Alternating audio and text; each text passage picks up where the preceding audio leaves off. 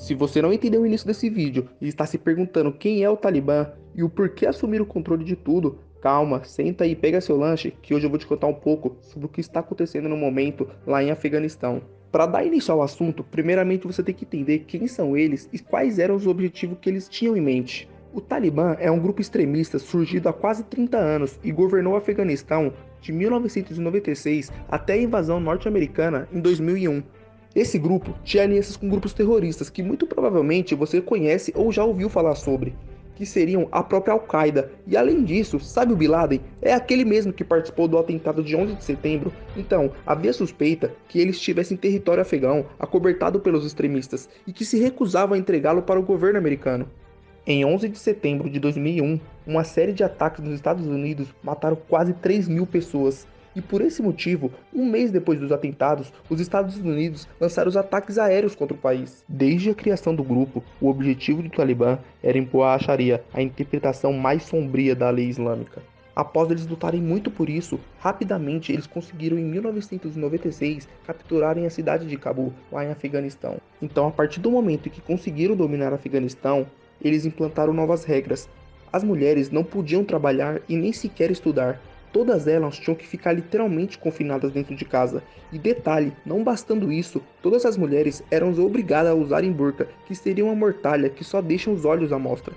Vendo essa situação e sabendo que o Afeganistão havia sido dominado, os Estados Unidos acreditavam que Osama Bin Laden estava lá e que os Talibã permitia que a Al-Qaeda, um grupo terrorista, procurava refúgio para operar no país. Com isso, George Bush liderou toda uma equipe e invadiu o Afeganistão em novembro de 2021, com vários ataques aéreos, e esses ataques foram tão agressivos que a colisão tirou o Talibã do poder. O fundador e líder original do Talibã foi o Mohammad Omar. Depois que o Talibã foi derrubado, ele decidiu se esconder. Tão secreto foi seu paradeiro que sua morte em 2013 só foi confirmada 2 anos depois por seu filho. Vendo esse cenário, provavelmente você deve estar se perguntando como que eles conseguiram tomar o poder novamente depois dessa catástrofe. Então, nesses 20 anos, o grupo conseguiu se reerguer financeiramente e, com base em algumas pesquisas, se tornar o mais poderoso empreendimento do Afeganistão, tendo um orçamento que aproximadamente chegava a 1,5 bilhões de dólares. Segundo o governo americano, 60% desse valor adquirido vem da produção de drogas. O Afeganistão é o maior produtor de ópio, a matéria-prima da heroína. Eles também ganhavam dinheiro com pedágio e com taxas sobre a energia elétrica. O Talibã, embora estava inicialmente enfraquecido pelo ofensivo americano, não deixou de atacar os civis, militares e forças estrangeiras durante esses 20 e longos anos. Com isso, eles ficaram à espera de uma oportunidade de voltar ao poder novamente. No ano de 2020, eles conseguiram essa oportunidade, quando o presidente dos Estados Unidos, Donald Trump, decidiu fechar um acordo com o grupo Talibã, onde previa a retirada das tropas americanas do Afeganistão.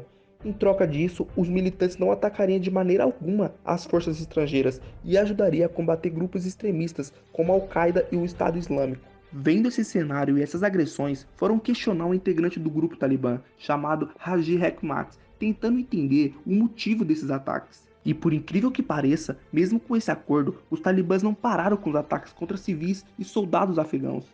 Com isso, o atual presidente dos Estados Unidos, Joe Biden, decidiu mesmo assim manter esse acordo em retirar as tropas americanas até o final de agosto. Bastou apenas isso. Poucos dias depois, o grupo conseguiu reassumir o controle do Afeganistão, sem apoio algum dos militares americanos.